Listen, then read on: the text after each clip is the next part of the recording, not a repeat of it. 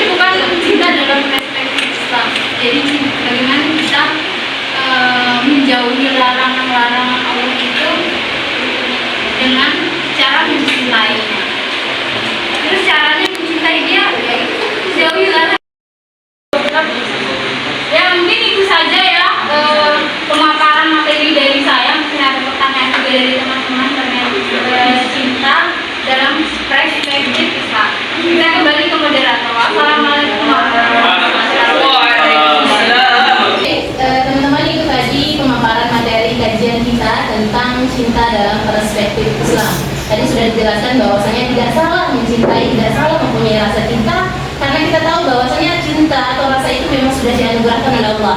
Cuman memang ada hal-hal yang memiliki batasan dalam mencintai. Jadi mungkin ada yang masih bingung atau mungkin ada yang mau berkeluh kesah tentang cinta, boleh nih. Siapa teman-teman yang mau bertanya? Silakan. Oh, oke, boleh. Saudari siapa? Perkenalkan diri. Silakan berdiri. Tolong berdiri. Berdiri saja. Berdiri. Ayo berdiri.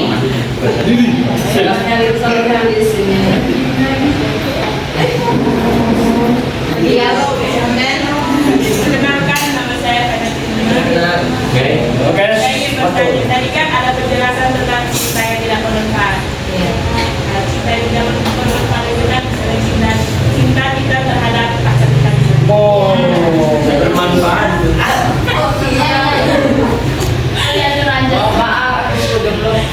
Terus saya ingin bertanyakan adalah bagaimana upaya kita supaya kita ini tidak terjerumus ke dalam cinta yang tidak bermanfaat. Sedangkan kita itu misalnya sangat menyukai lah.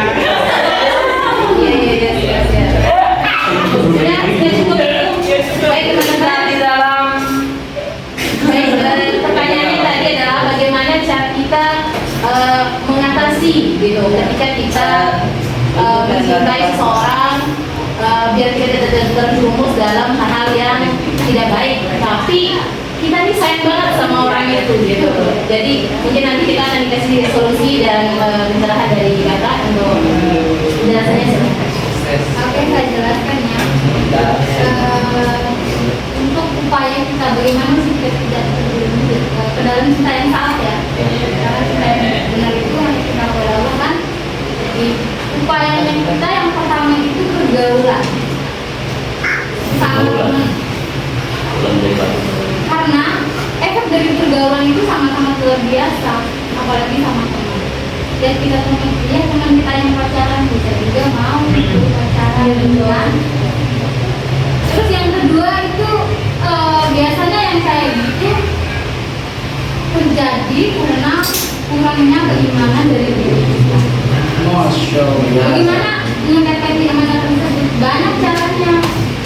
Bertutur kata yang baik, memilih, bisa kita memilih teman yang baik menurut kita, bisa mengajak kita ke sesuatu hal yang baik, sholat, zikir, banyak caranya. Yang penting ada kemauan dari diri kita masing-masing. Ada rasa ini salah nih.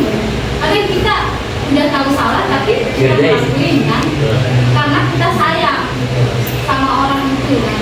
Iya, udah sayang kan? Iya. Terus teman-teman dipahami pacaran itu dalam Islam nggak ada kan? Nah pacaran itu ada, tapi setelah menikah. Padahal itu bukan ujian, itu ternyata kalau itu cinta yang salah, kalau dia itu dapat dicintai karena orangnya orang yang salah gitu. Sebenarnya orangnya bisa saja benar, tapi caranya yang salah. Ya. Oke, itu tadi untuk jawaban pertama. Bagaimana Fani? Bisa diterima. Ya, betul. Mungkin ada pepatah yang mengatakan cintailah dia sekedarnya saja. Ya. Banyak sih harapan. Mungkin ada dari teman-teman yang cowok atau laki-laki mungkin ada keluh kesah tentang cinta. Angga, mungkin ada. Ya, silakan boleh. Ya, perkenalkan saya Angga juga. Ya, Ya, silakan. saya Mas Angga. Seperti dikatakan tadi itu pacaran itu ada di dalam Islam, tapi setelah nikah. Bagaimana Pacaran nikah. kita mengenal taruh dan zaman sekarang yang ustaz kiai juga itu berpacaran, perlu sih bagaimana itu? Sebenarnya katanya bukan berpacaran, tapi ta'aruf, perkenalan. Oh, Tahu nggak? gila. Ayo angkat. Ya, ngerti kan? Ngerti. Ini Angga ini kita bahas dalam perspektif Islam. Kalau perspektifnya beda lagi, malah bertolak belakang, tahu kan? Nah, kalau kita biasanya ya orang udah yang belum taruh pacaran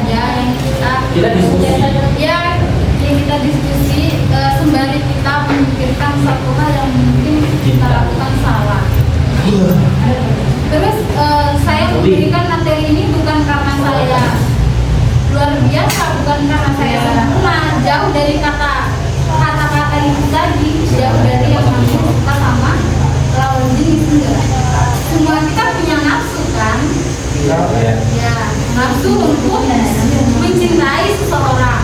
Nah, ada dua cara mencintai kalau teman-teman mau. Ada caranya Siti Khadijah. Yang kedua ada caranya Siti Fatimah. Kalau Siti Khadijah, kalau dia mencintai, dia akan mengutarakan cintanya. Cara yang pertama. Cara yang kedua untuk seperti caranya Siti Fatimah, cinta dalam diri. Teman-teman, kita kalau kita ingin pasangan kita baik, ya kita baikkan dulu diri kita. Caranya memperbaiki diri dulu. Caranya apa? Jaganya. Bukan gitu kan. Ya, Angga, gimana sedang? Ya, Ya, baik. jawabannya itu cukup luar biasa. Oke. Baik itu teman-teman. Jadi pembahasan tentang cinta dalam perspektif Islam. Jadi ada juga kalimat yang mengatakan jika kau ingin mendapatkan spek seperti Muhammad maka Khadijah adalah dirimu. Nah, jadi apabila kita ingin mendapatkan pasangan yang sesuai dengan apa yang kita inginkan, maka yang perlu diperbaiki adalah diri kita sendiri seperti itu. Kemudian tentang cinta dalam perspektif Islam, intinya cinta itu, rasa itu tidak salah ya teman-teman ya. Tidak ada yang salah dalam cinta dan rasa, karena Allah yang memberikan rasa dan cinta tersebut.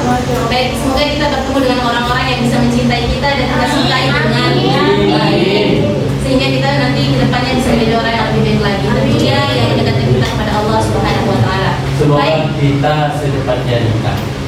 Baik teman-teman, dengan juga pembahasan tadi, semoga dapat bermanfaat kita semua diskusi kajian pada hari menjelang siang ini, pagi menjelang siang ini. Terima kasih atas waktunya. Terima kasih juga kepada pemateri sudah memberikan kajian pada hari ini. Wabillahi taufiq wal hidayah. Wassalamualaikum warahmatullahi wabarakatuh.